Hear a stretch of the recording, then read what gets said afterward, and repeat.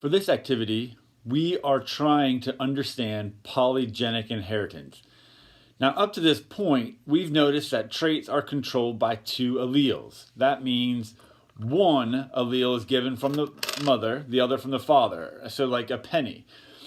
We've also noticed that the alleles can have two different forms, like a dominant and a recessive. So for example, heads might be the dominant trait, tails would be the recessive trait.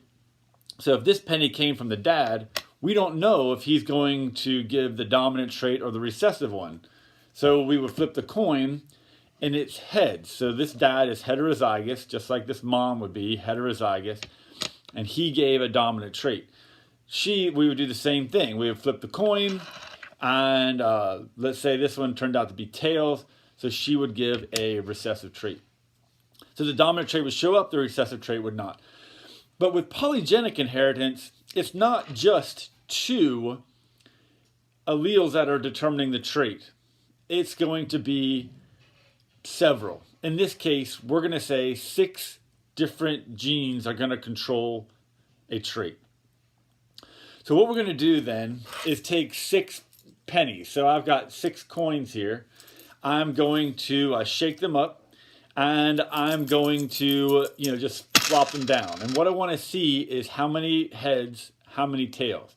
So in this case, I've got 4 heads and I've got 2 tails. Well, what does that mean? Well, that means I've got 4 dominant alleles and 2 recessive ones. So I'm going to look on my chart and I'm going to find what happens if I get 4 heads, 2 tails. I have a person that is 5 foot 8 inches. So the more dominant traits I get, the taller the person will become. The more recessive traits I get, the shorter the person will become. I'm going to shake them up again, and I'm going to do this 20 times in order to get the results.